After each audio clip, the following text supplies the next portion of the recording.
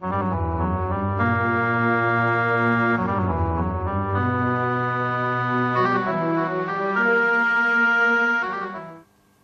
suis un Mokran Ammar, originaire d'Algérie, de la Kabylie. J'étais un peu frappé, étant jeune, par la guerre d'Algérie. J'ai vu des atrocités, des déplacements. Moi-même, je fus un matin déplacé par l'armée française et j'ai vu des gens s'engager dans le FLN et puis retourner vers l'armée française. Et donc, ça m'a un peu marqué. Un jour, j'ai rencontré quelqu'un qui était Félaga, c'est-à-dire ancien combattant de l'arme du FLN, et puis capturé par l'armée française, il est devenu, disons, comme on dit, un vendu, tourné, donc harki. Et son histoire m'a plu, c'est pourquoi j'ai écrit ce livre qui s'appelle L'honneur des Nepassov. J'essaie de décrire dans ce livre comment, par le hasard de l'histoire, on se retrouve entraîné dans des événements qui nous dépassent et qui nous brouillent. L'histoire de mon livre se passe dans un petit village en Kabylie qui s'appelle Ziama Mansouria, et dans lequel j'ai mis Shobab en référence à l'histoire romaine.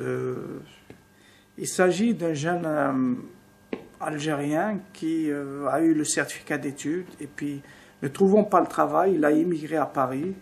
À Paris, il avait fait 1000 boulots et puis il s'est marié avec une Française. Il menait une vie correcte.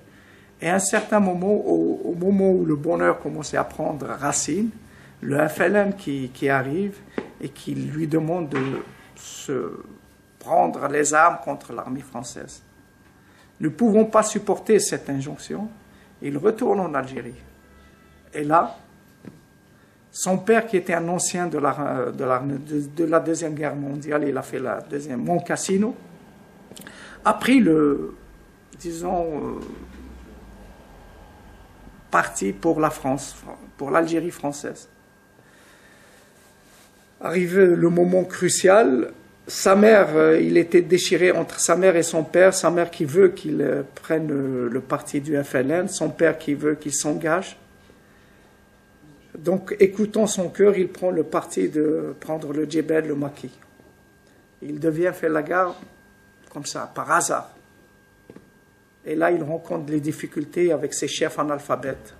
Il est soumis à la pression, il est soumis même à certaines tortures morales.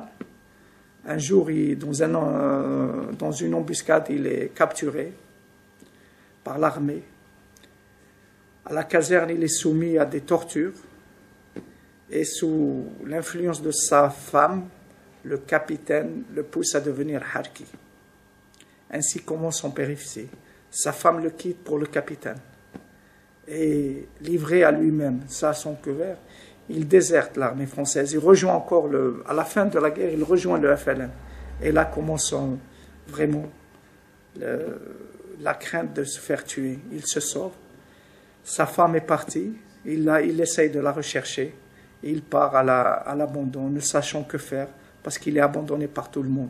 Son père a été tué. Il ne lui reste que sa mère.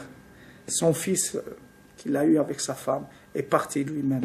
Donc, obligé de prendre le parti de la France l'abandonne. Il ne sait que faire. Il plonge dans une barque, dans un bateau de pêcheurs.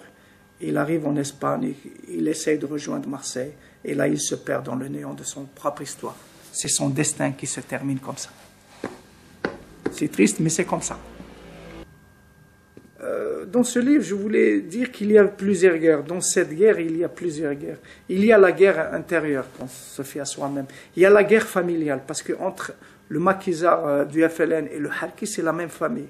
Il y a la guerre entre la France et les Algériens. Il y a la guerre entre l'OAS et les Pieds Noirs. Il y a la guerre, c'est une guerre, dans une guerre, il y a plusieurs guerres et personne n'est gagnant. Il n'y a que des blessures, plusieurs victimes, des mémoires saccagées. Voilà, c'est ce que je voulais dire.